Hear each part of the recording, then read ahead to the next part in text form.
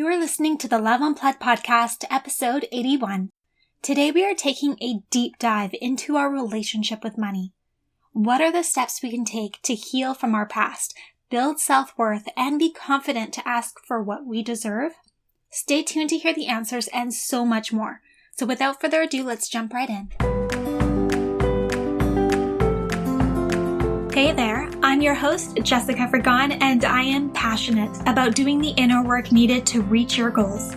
Let me be your guide as we navigate all the fears and insecurities that surface when it's time to step outside of your comfort zone. Along with my knowledgeable guests and industry experts, I'm here to teach you how to reawaken your life purpose and passion and create the steps to turn your intentions into action.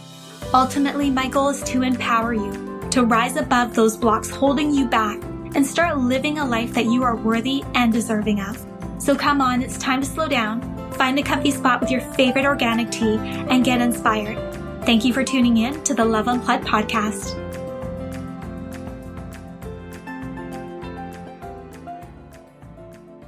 Hello, loves. Today I am joined by Chantel Chapman. She is the founder of WT Finances, What the Finances, which I love that so much. And she's also the co-founder of the Trauma of Money Method, which we're going to get into at the end of this episode. And she is well known for her edgy, relatable, intelligent, mindful money guidance. So with over 14 years of experience now as a mortgage broker and 10 years as a financial literacy consultant, she helps people grow, heal, and strengthen the relationship with their bank accounts, which I cannot wait to dive into this subject with you. So welcome, Chantel. I am just so honored to have you as my guest, and I'm so excited to learn all about your story and your business. But before we start, for those that don't know you yet, I would love for you to share a little bit about who you are. Thank you so much, Jessica. I'm really grateful to be here. I'm grateful to be just where I am in life. I just want to take a moment to acknowledge I'm sitting working from my home on the unceded Stalo territory. So just taking a moment just to acknowledge that, because as we talk about finances today, it's important that we have that a part of the conversation, and that'll make more sense late as we get more into the episode. So thank you, giving thanks and grateful. So I'm a financial educator. I have multiple titles depending on which social media platform you look at. But basically what I do is I teach people about money, and I also, one of my titles is Mindful Money Coach. So I teach people in different capacities about money. I do a lot of workshops. I do a lot of education sessions and events.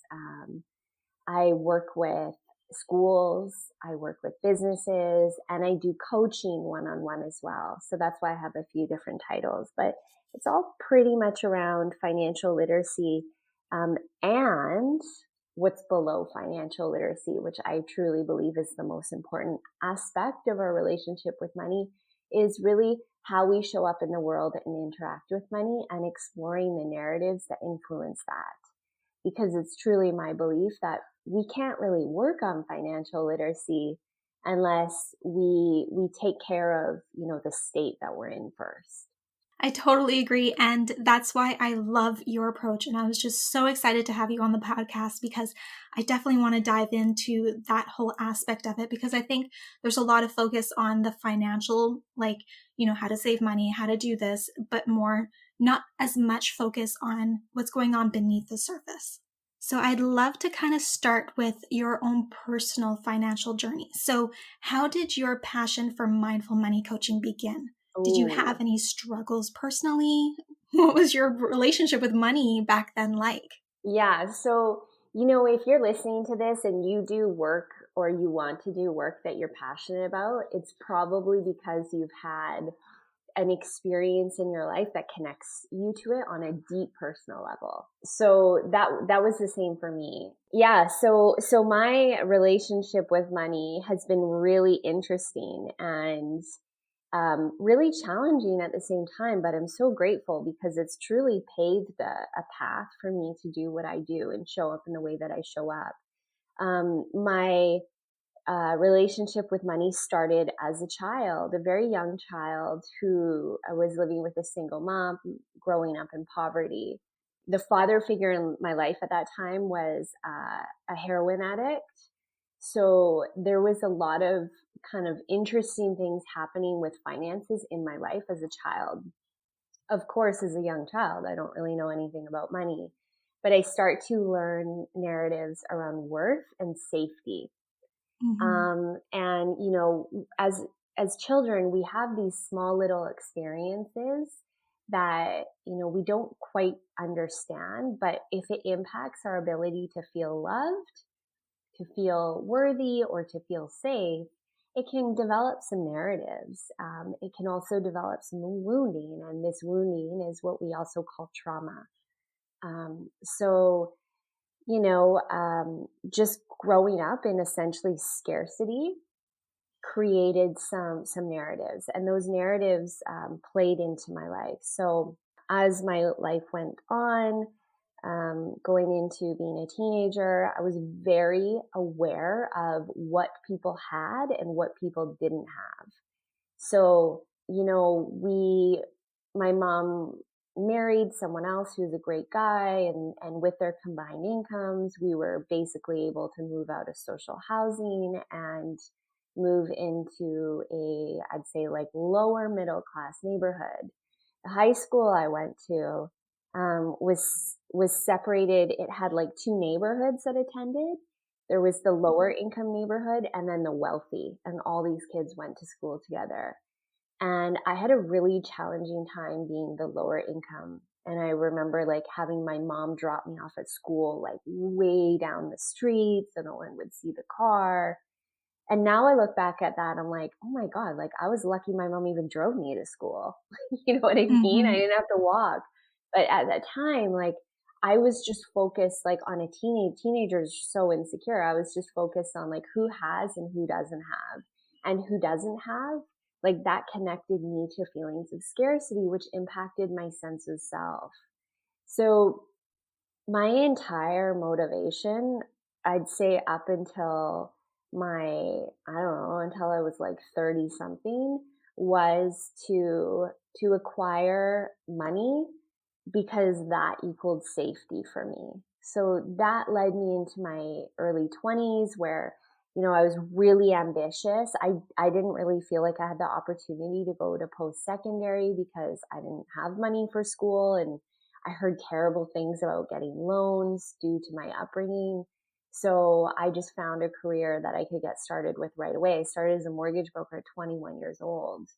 And here I am, a 21-year-old mortgage broker, really trying to just hustle and make money, but no one trusts a 21-year-old with their mortgage. It's the biggest purchase of their life. They're like looking at me like, can you even drive yet?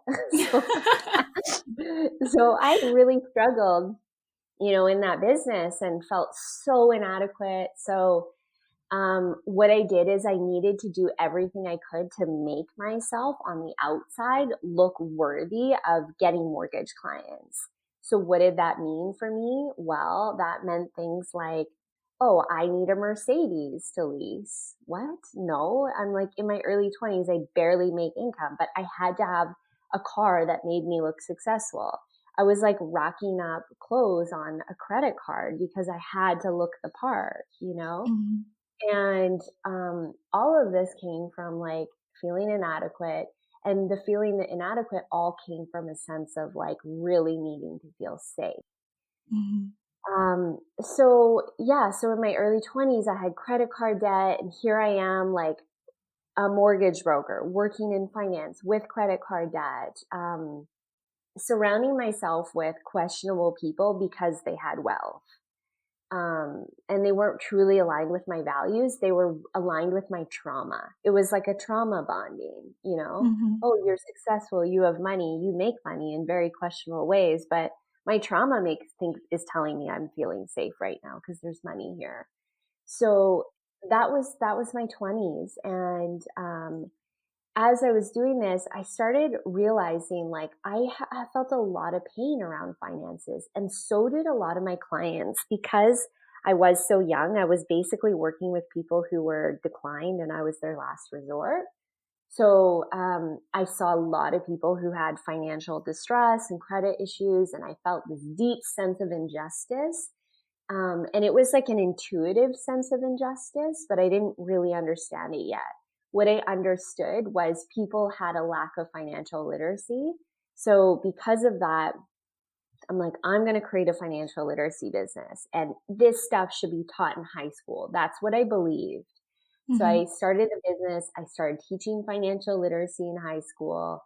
Um, and then, a lot of people who are in their 20s were like, I actually need this education. So I started, extending my financial literacy out to people in their 20s. I started consulting for like one of the biggest financial technology companies in Canada and doing like a lot of work around making financial literacy accessible.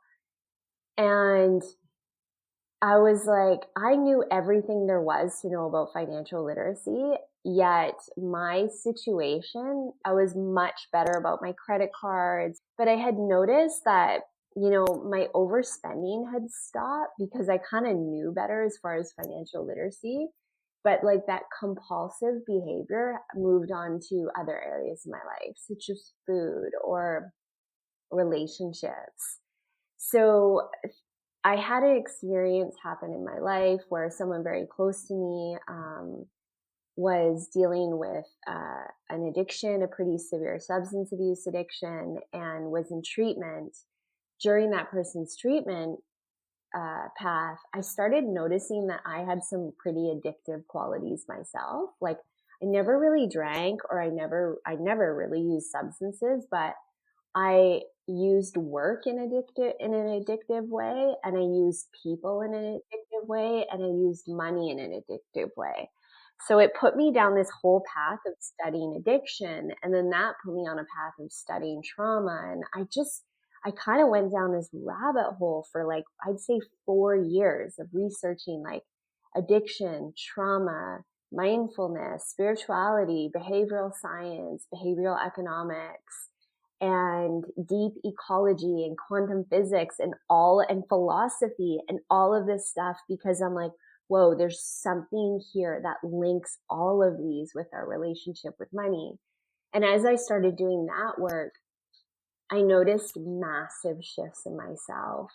And I decided to relaunch my brand and not just be a financial literacy teacher, but be a mindful money coach, because there's so much stuff that we have to unpack before we can even work on financial literacy. And so it was really through my own personal journey with money and healing that and finding like the actual root of it, because financial literacy is a band-aid solution. It doesn't last. It's like going on a diet. But if you have actual like issues and you're using food as a way to soothe, the diet's going to do nothing unless you like actually work through those issues, right? Mm-hmm. So that was really my journey. And then doing my mindful money work, so many coaches and other finance educators were coming to me like, I want to learn more about your method. So I partnered with a psychotherapist, and we launched our method, the Trauma of Money method. I love that. That's amazing.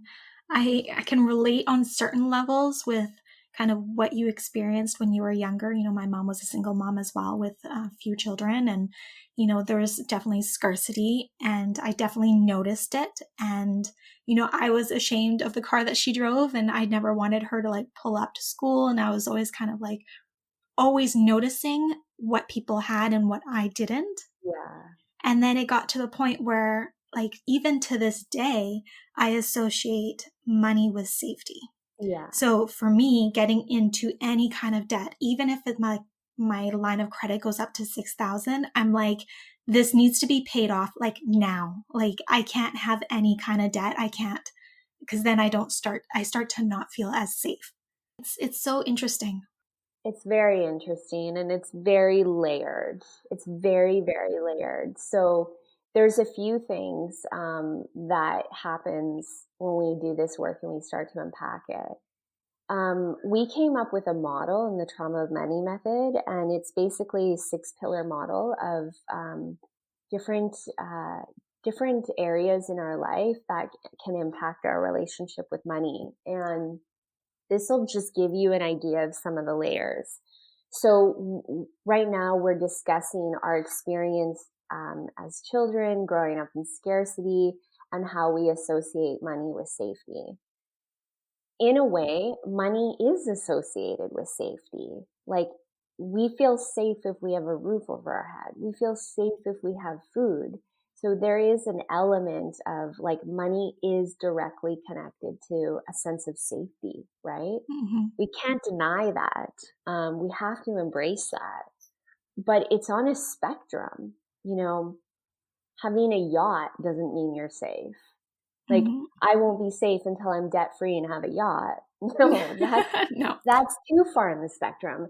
And I'll go into our 6-pillar model to explain this. So through our research, we found that these 6 pillars are really what impact our relationship with money. So one is generational and intergenerational trauma. Now, when I opened up this session with you, I gave a land acknowledgement, and I mentioned the indigenous land that we're sitting on. And I said that this is unceded territory. Unceded territory means that there was no agreements made for us to be on this land. It was taken away. Think of, as we're talking about this acknowledgement of the land, let's take a moment to acknowledge the indigenous people who had their land taken from them, right? Mm-hmm. This is essentially capitalism. So capitalism is all about ownership.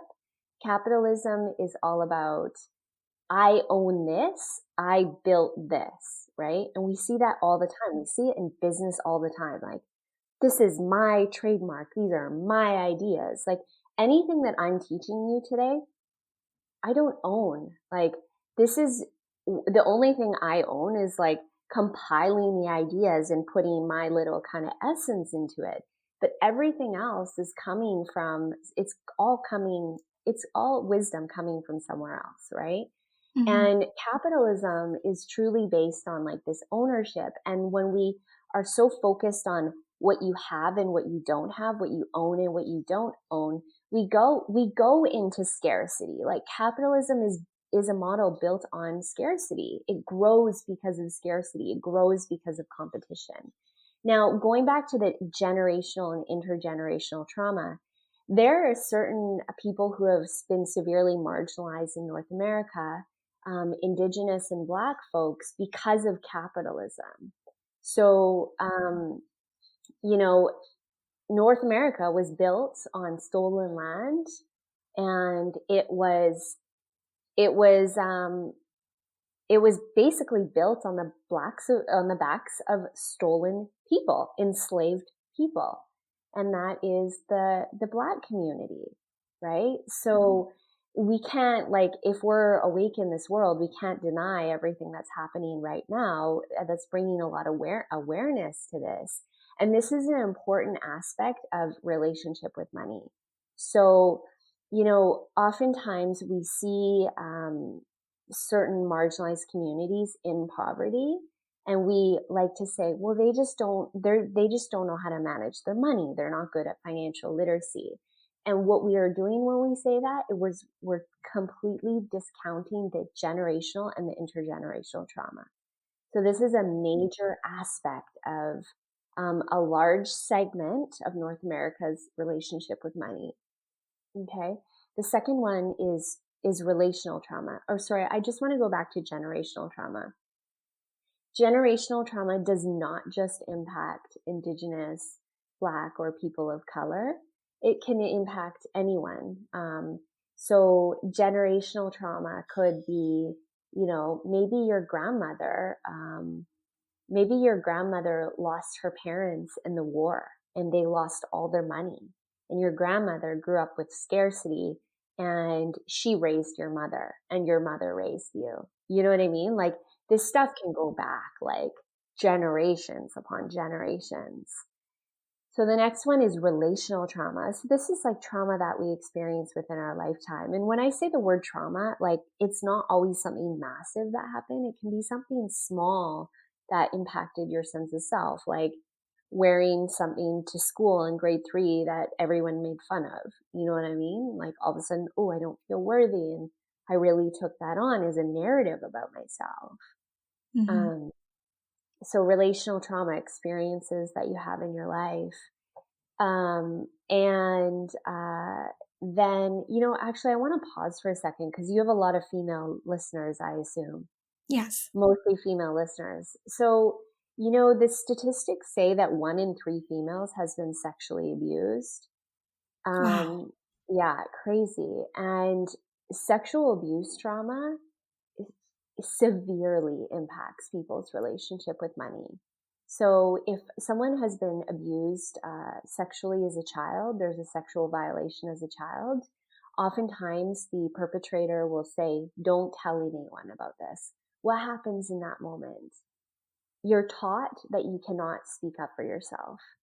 You are taught that you cannot connect to your voice.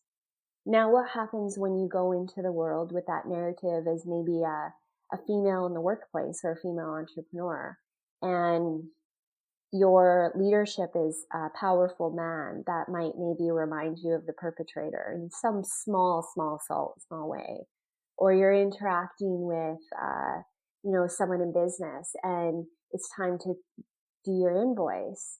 And you all of a sudden want to say, I'd like to ask for a raise, or this is my fee, and you freeze. You completely collapse and freeze.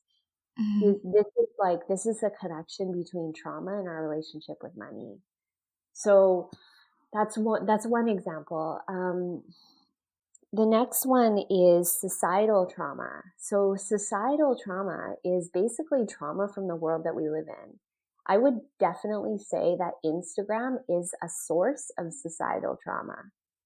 We go onto Instagram and it's like basically you're seeing the best version of people's lives, and all of a sudden you get into a comparison game. And Instagram promotes consumerism and it promotes capitalism, and it basically says, like, if you're bored, if you're in pain, if you're lonely, there's a solution, and it comes in the form of a product or a service. So there's a couple issues with that statement. One, no, that's not a solution. Actually, sometimes buying something because we're in pain or bored has negative consequences. So it's not a solution. It might be a temporary band-aid. It's not a solution. The second and even more bigger issue with that statement is, why the hell can't I feel bored? Why can't I feel lonely? Why can't I feel pain? Like, why am I being denied these human experiences, these human emotions? Why am I being sold this idea that if I feel any sort of pain or loneliness, I'm defective? Mm-hmm. Right? That's the issue right there. We haven't been taught how to sit in our pain and how to work through it and how to go through it. So that's societal trauma. And the next one is systemic trauma. So systemic trauma is acknowledging that there are multiple systems in place that elevate some and basically marginalize others. There's countless examples of systemic trauma. I mean, we can talk about what's happening with, the police in North America right now. This is an example of systemic trauma. We can talk about it directly on the financial side. We think, like, we take being able to have a bank account for granted, but there's a significant amount of Canadians and Americans who are unbanked, meaning that they don't have access to traditional banking. They may have not been approved by the bank to get a bank account, or they can't maybe handle the fees of the bank, because the less money you have, the more your fees are. This is how it works in the finance world. It sounds crazy, but basically poor people subsidize wealthier people's bank fees. What? Yeah, that's how it works. If you go into a bank, they'll tell you, oh, if you keep 5K in your account, we won't charge you any fees. Oh, if you don't have any money account, you're going to pay the highest fee, right? Wow. So these systems are built in a way to basically, it's so expensive to be poor in North America. So someone who is unbanked, they basically pay approximately 8% of their income in fees. So, um, you know, when it's time for me to do like my bill paying or whatever, I can just go into my account and I can just do like transfers. It's easy, or I could set up automatic payments. So easy. I totally take that for granted. Someone who is unbanked, they actually have to go to like a money mart or someone in somewhere like that and do a bill payment, and they might pay like $7 each bill payment. That's So insane. yeah, like there's small, and that's just one example of a system that's in place that basically it marginalizes and it continues the cycle of poverty. And it makes it really challenging for people to get out. Um, if you just look at the credit world as well, like having access to credit is such a privilege. And we don't even think about this, but because we use credit in such an abusive way, like we just like use it for whatever, we don't use it for what it's meant for. Credit is meant to basically advance your future self, right? So, um, the only time we should ever be using credit is if we know that whatever we're using the credit for is going to make our future more abundant, right? Hmm. We don't use credit like that. We use credit for Uber Eats, and we use credit like, how the hell is Uber Eats going to make your future more abundant?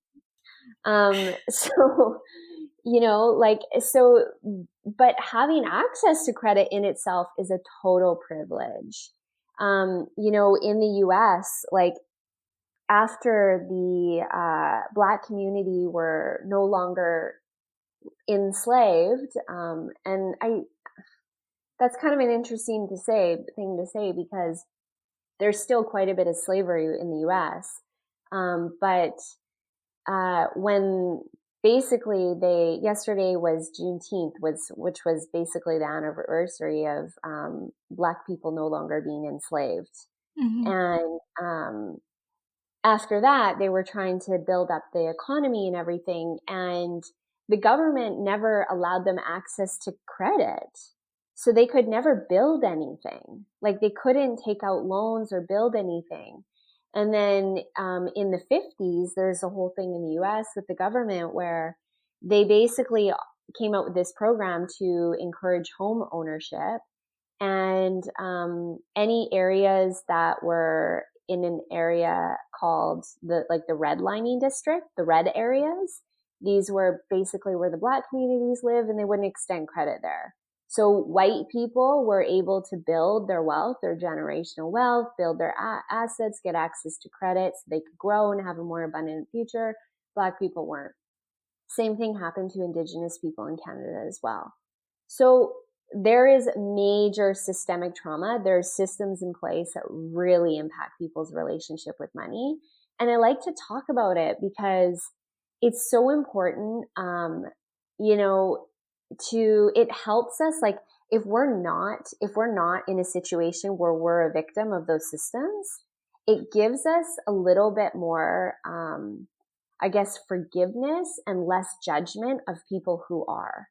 And if I'm not judging someone who's, like living in major poverty, then I see them more as I see myself. And it makes me not have to create such a separation in my head of the haves and the have-nots, right? You Yeah. know what I mean? Because I fully understand, like, holy shit, like, we're human beings here, and there's these crazy systems that are impacting people, and there's trauma, and there's this and that.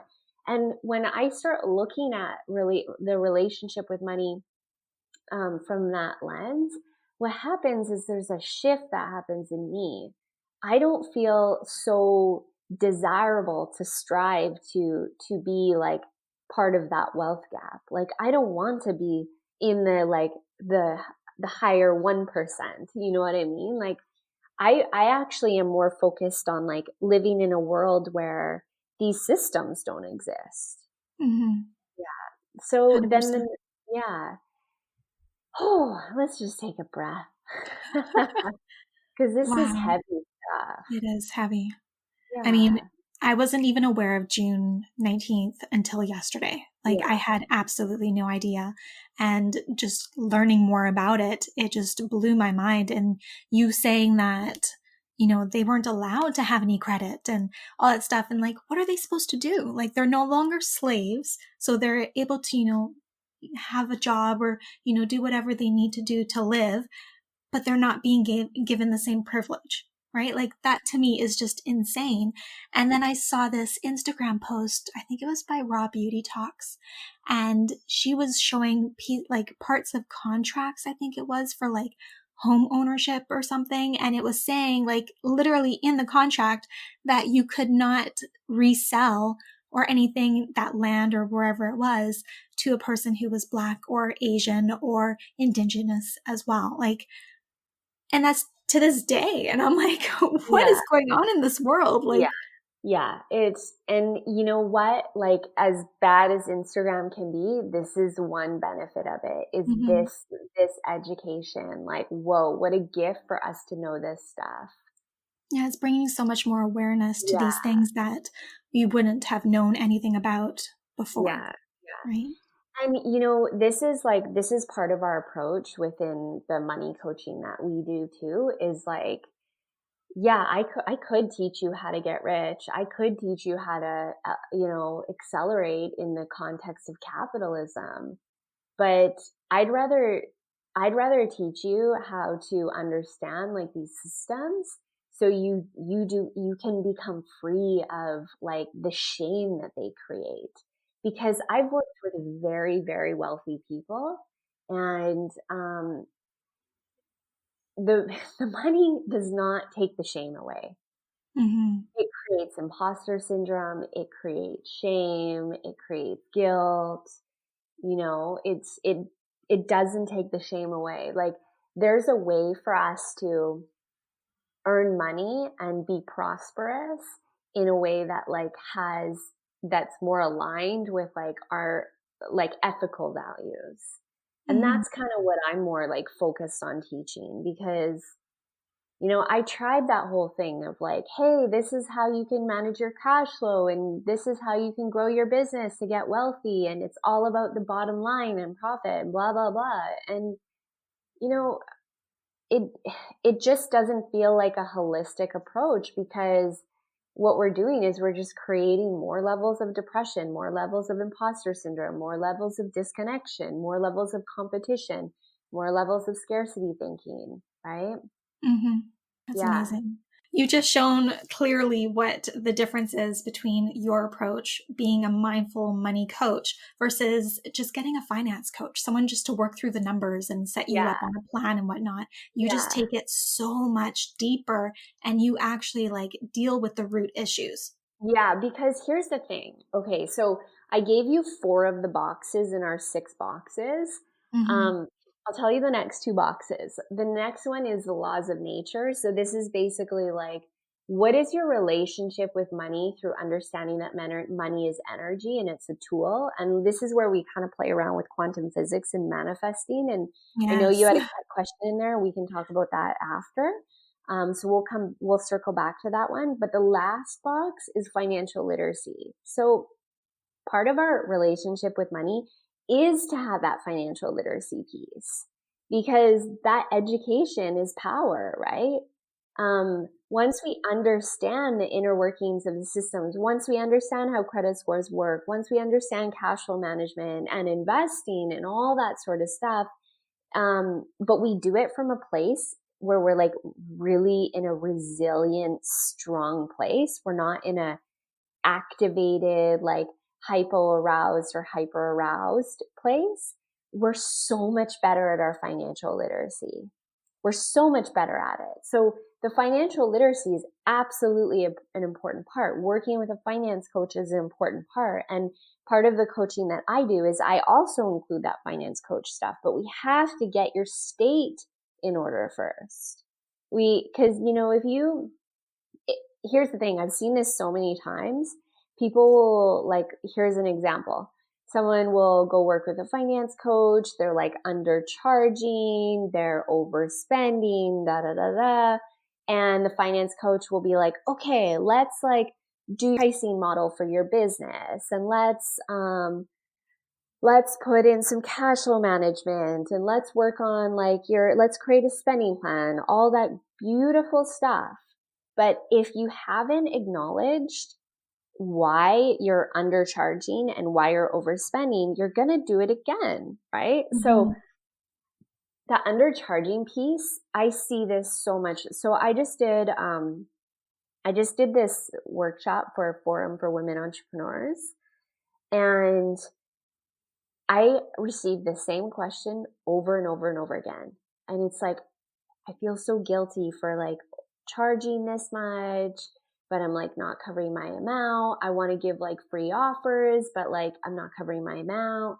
And what this tells me is like there's almost like this collective shame for a lot of women, especially women who work in industries where like they're doing something in like the capacity of healing or service work. Mm-hmm. Where they feel so bad. Like, how could I charge for this? Like it feels gross to like give someone a session and then charge them. Mm-hmm. And this tells me that like we have to do some work around reimagining how you can show up in the world as an ethical capitalist. Because what feels gross to them is the capitalism, right? That's what it is. They feel gross about charging. So how can you show up as an ethical capitalist? So a couple things you can do is, number one, work on your own worth. Like, know that it's not bad to earn money. The more money you earn, the more money you can use to make a positive impact in the world. And if you look at your money through that lens, then there's no guilt around earning money whatsoever. And then the second thing is building out models that serve. So, in my businesses, we have 1-for-1 models. So, every time someone buys, then someone who goes through my interview process, maybe will get free access, or sliding scale. So instead of giving blanket discounts to everyone, give it to the people that actually need it. Like make your service and what you're giving away, make it like actually do some good. What is it going to do to give a blanket discount to everyone? Yet that woman just went and bought a Peloton bike. You know what I mean? Yeah. So 100%. Yeah. And if you're doing that, it's because it's called your Please Like Me Fund. Yes. Yeah. So that's so interesting because, I mean, even with my new course that or my new program that I put out, I was just sitting there and I was like, how am I going to charge somebody for this? Like, I'm just starting the program. I'm like, am I worth this much money? Like, is this overcharging? Should I be like offering a discount, or, should I be doing it for free to start? Like, all those types of thoughts were coming into my mind. And, it's so interesting that it comes down to like self-worth and all these things that are going on beneath the surface. Like, how do we work on our self-worth so that we're able to make our voice stronger and we're asking for what we are truly worth and what we're putting out, and we're taking those things that you just mentioned into consideration, and maybe changing the way that we're discounting and making it so that we're helping those that are in need or that would need our services and whatnot, and that just don't have the resources to show up for them yet. How do we navigate that?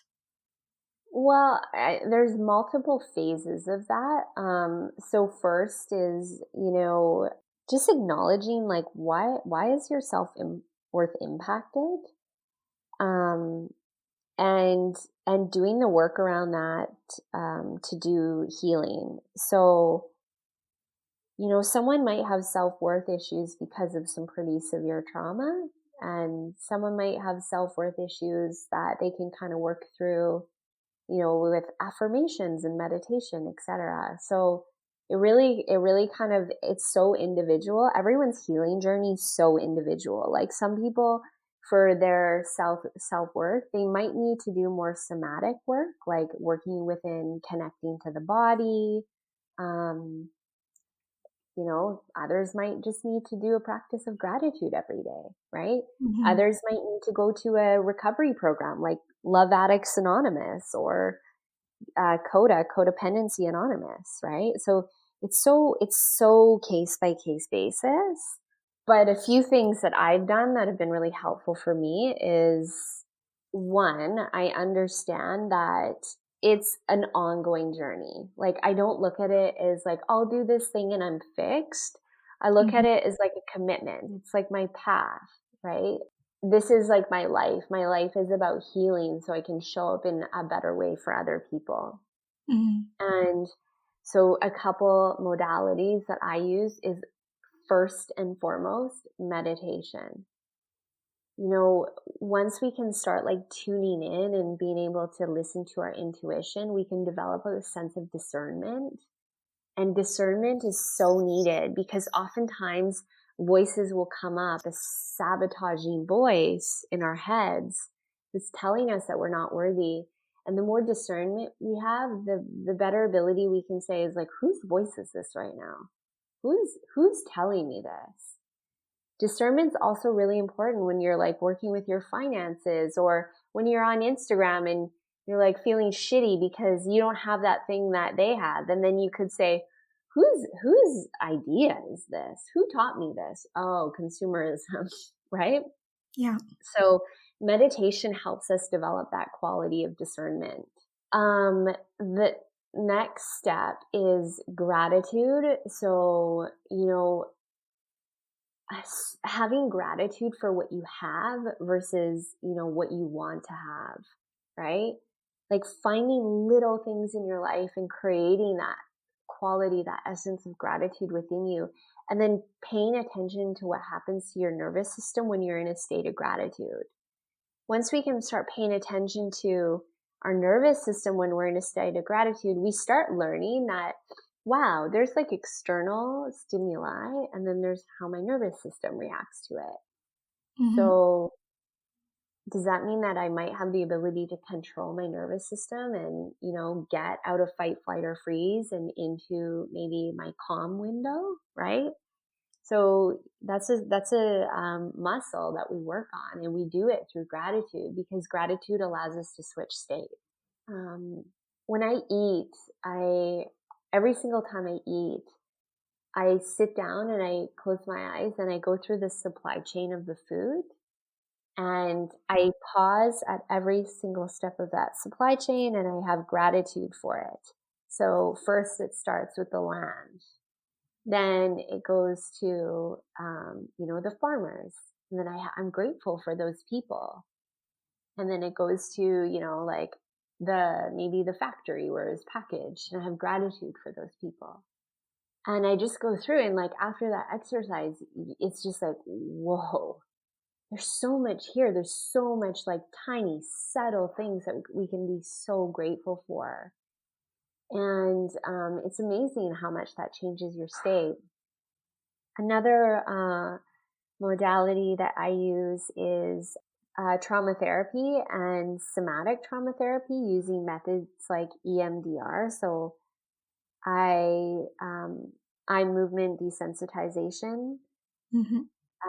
which I'm not going to get too much in because that's a whole nother podcast. But just kind of connecting into the body and helping the brain like rewire the neural pathways because we can kind of get stuck in trauma loops. And then another thing that's so big in my life is I believe that we need to all actively work a program. And I work a program of Al-Anon and a codependency program. And you don't have to go to any of these like typical programs, like 12-step programs. But if you don't actively choose the program that you work, your program will be picked for you. And that's the program of capitalism and consumerism. And the reason why I say that is because if I don't wake up every day and say, today I'm committed to connecting with myself, not showing up in codependent ways. And also another part of my program too is this is so relevant right now, is not being anti-racist programming.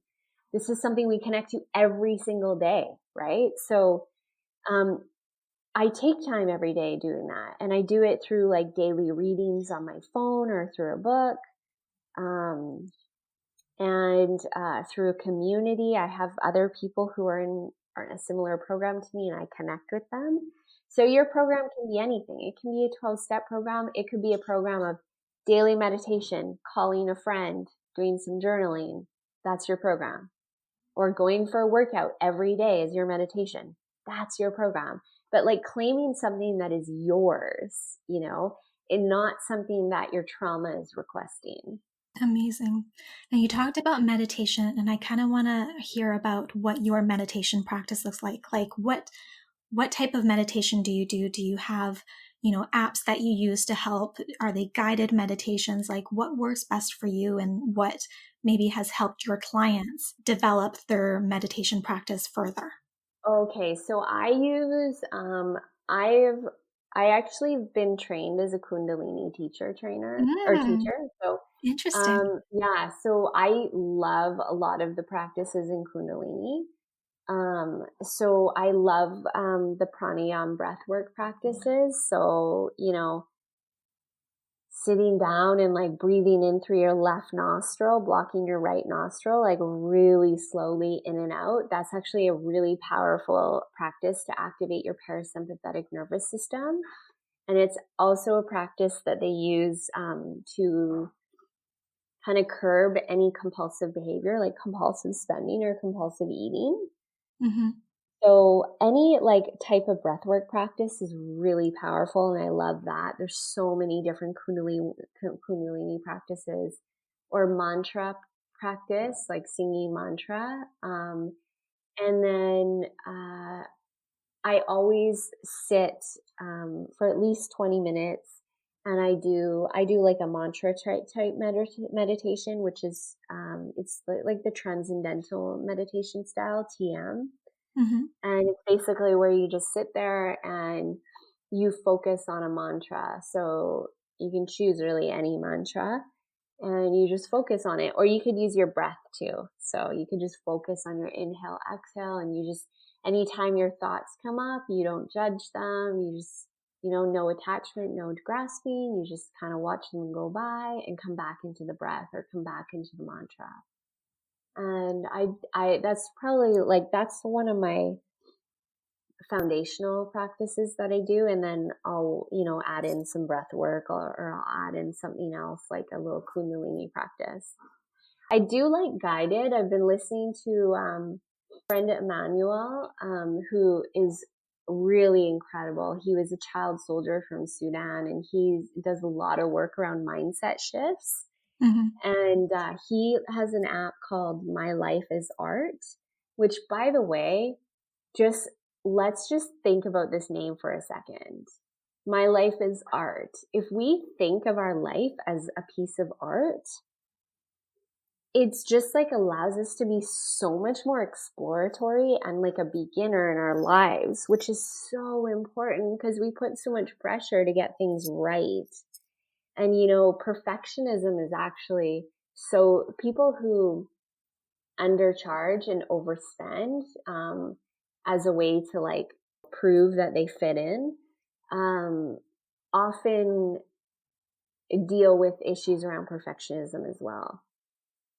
Because that perfectionism, it's kind of like this spectrum of like, I'm either perfect or I'm in shame and I'm like a piece of shit, right? Yeah, 100%. So it's like, and we go back between these two. It's a cognitive distortion. It's like, I'm either this or I'm that. Well, no, you can actually, you want to be in the middle of that space. You don't want to be perfect. You want to wake up as a beginner. You want to be creative. You want to make mistakes. You want to see your life as art. So anyways, back to Emmanuel's um, app. It's called My Life is Art. And there's some really great guided meditations on there. And he actually uses a lot of kind of, I don't know if you know Joe Dispenza. No. Joe Dispenza has this book called Breaking the Habit of Being You, I think it's called. And he does a lot of work around quantum physics and manifestation and basically like rewiring your neural pathways. He's fascinating. So his meditations on the My Life is Art app are kind of similar to that style where there's like a lot of repeating, like, I am abundant. I'm already abundant. I have what I need. I am abundant. I am abundant. I am abundant. And they're just really beautiful. It's like a really beautiful kind of practice. And then obviously there's like Insight Timer, which has amazing teachers for more, like there's so many different meditations. You could do loving kindness meditation, which helps you cultivate like forgiveness for yourself and others. And there's so much out there in the meditation world, which is amazing. And I just like to kind of go with whatever I'm feeling in the moment when I decide to sit down and meditate. Yeah. Those are such great advice. I'm definitely going to focus a little bit more on the breathwork stuff. That sounds really interesting. Yeah. I definitely want to talk to you more about the EMDR later on. Yeah. I want to learn more about that. Yeah. My mom used to do it when I was younger, but she hasn't practiced that in a while, and I can't remember what it's all about. Yeah, I recommend, like, if you do it, you want to do it with a psychotherapist. Mm-hmm. So they'll basically, like, you follow their finger, your eyes follow their finger back and forth, left to right. And what you're doing is you're activating the left and the right side of the brain, back to back. It's called bilateral stimulation. And what ends up happening is when we get into a trauma state, we get stuck in a certain part of our brain. So going in, like stimulating both sides of your brain at the same time helps pull us out of that state. And especially if we're in the memory of trauma, it helps rewire the neural pathways. So we're basically given like another opportunity to be in that space of trauma and it not default go back into like fight or flight or freeze. Amazing. Yeah, it's super fascinating. And you can do it with breath too. That's why, you breathe in through the left nostril and then breathe in through the right nostril. That's an example of bilateral stimulation. Gotcha. Okay. Yeah. That makes sense. Now, you talked about manifestation before, and as our last question, I definitely want to dive into that because I know a lot of people in my community are, trying to manifest more money into their lives, obviously. So do you have any practices that work? What are your thoughts on money manifestation? Okay, so I think, first of all, I think that manifestation is the way it's talked about on Instagram is an absolute joke. And I'm sorry to be so blunt, but I love it. I love it. I gotta say it because here's the way it works. Like, we had, in my trauma money program, we had one of the world's leading top sports psychologists. He works with David Beckham and like all these athletes on mindset. Mm-hmm. He basically uses manifestation and vision work on these athletes, right? And he brought up an interesting point on when he taught our class. He said, we often call manifestation like the law of attraction, but that's actually a Newtonian physics law where like an opposite and a negative attract each other. And that's not what we're trying to do when we're actually trying to manifest. So when you want to manifest something into your life, like you're not like, oh, I really want to have that, or I want to have that. And it's more about resonating with it, like believing that you already have it. So, manifestation from like the view of quantum physics is actually called the law of resonance. So resonance works like this. Let's say you take a fork, right? And you bang the fork and it makes like a sound. Mm-hmm. There's like a sound frequency on that fork. If you bang another fork, that'll create a sound frequency and they'll resonate together. So they'll join each other on the same wavelength because they're similar. Hmm. And what happens is they're essentially attracted to each other. They're resonant to each other. So when we practice manifestation, it's not about like, oh, I dream of this in the future. It's about becoming whatever you want. So if you want to manifest wealth, you have to actively, like, you have to think about how you would feel if you were wealthier and behave like that in the moment.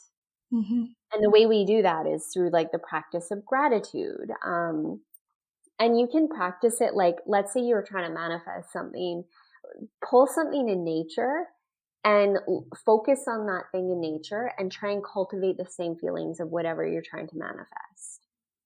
And it's really, really powerful. But here's the thing with manifestation and why it's so bullshit on Instagram is people are like, I want to manifest a Gucci handbag or whatever. And the thing is when you're truly doing this like manifestation work, this law of resonance work, what you're doing is you are convincing your nervous system that you already have what you want. And when our nervous system feels fulfilled with what we already have, these like desires that are given to us through consumerism capital narratives, we don't grasp at them as much anymore. Right? So it's like, it's really interesting because you think you're manifesting for something that, you know, when you're truly doing the manifesting work, it's typically not like physical, material, things. Like it's all about like cultivating the internal world. It's amazing. Yeah. And one of the things is though, is you often will find that like, wow, I'm getting in alignment with like wanting to feel like grounded, and by having a home I'll feel grounded, and I want to feel calm in my home, and I feel like I'll be calm in my home if I have marble countertops and like all this stuff.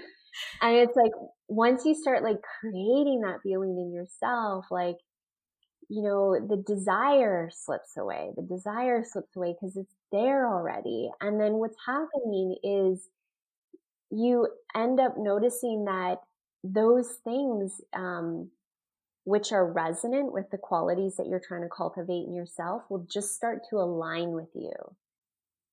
So it's hard for a marble countertop to align with you.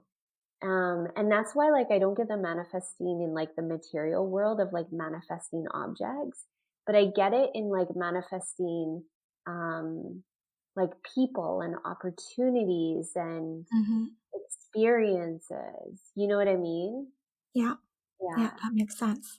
But here's the thing, like if there's like a person or that like has all these things that you want to have, and they're on the same resonance frequency as you guys will connect. And maybe that's where the opportunity is for you to grow your wealth to be able to afford the marble countertop that they have. You know what I mean? Gotcha. So it might not come to you the way exactly that you're wanting. You just have to be aware of everything that's coming into your life that may be an opportunity. Yeah, it's just like, yeah, and that's how manifesting works. It's like, oh wow, it's like the universe gives you what you're ready to get, right? Yeah. So Yeah. Definitely. yeah. When we manifest, we have to imagine the state, right, that we want to be at. And I just want to point out, there are people who have never had the experience of, you know, something that they're trying to manifest. So it's more challenging to them. So just as generational wealth compounds, so can manifesting. You know, if you've had the experience of being on a private plane, it's so much easier to relive and imagine being in that experience, right? Yeah. Yeah. So it's really important also to acknowledge that like the solution isn't, oh, just manifest it. It's like, no, there's actually deeper trauma work, and This is another thing that Dr. Bruner, who came on our Trauma of Money class, said is like, it's very hard to manifest if you're in a trauma state, because you've got subconscious narratives that are incongruent with what you're trying to manifest, that basically create a block for you, for your whole consciousness to be in that resonant state that you're trying to cultivate. That's so true. Yeah. Wow. Okay. I never thought about it that way. That's why it's so important to do the inner work. Yeah. Instead of just trying to band-aid it. Totally. So Dr. Bruno says, purify the trauma, purify, those narratives first, where do the inner work, then manifest. Oh, that's such great advice. Otherwise, it's a bit of a spiritual bypassing. And your shit's going to come up later. It's like, let's say there's a beach ball in the water and you're pushing it down. What happens when you move your hands? It comes up. Yeah. And it comes back with like full force. Yeah. It's like, don't remember me. Don't try to pull me down. Yeah. Amazing. This has been such a great chat. You gave such amazing advice, and I just so much more in depth with your program than I thought we were going to get. And I just love everything that you've built. I think that so many are going to benefit from that, because it's actually going to help them heal everything internally that they need in order to move forward in their life. Yeah. So for anybody that wants to connect with you, which they should afterwards, where is the best place to find you? Where do you hang out most? I would say go to Instagram and go to @Chantel Chapman. And from there in my bio, I basically have a table of contents of the different things I work on. So whatever resonates with you, you can kind of go out from there. Amazing. Well, thank you so much, Chantel, for giving us such great advice on the steps that we can take to create a healthier relationship with money and get to the root of the issues that, we're struggling with. Thanks, Jessica. I appreciate your time today, and I appreciate you doing this podcast and spreading love to the world. Oh, thank you.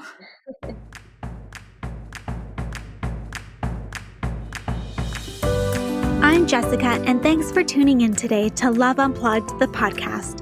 If there are any questions or topics you'd love answered on the show, head on over to www.projectloveco.com and share your request with me.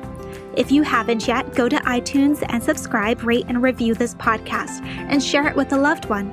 Your feedback means the world to me, and the community we've created is what fuels our discussions here. After all, this is all for you.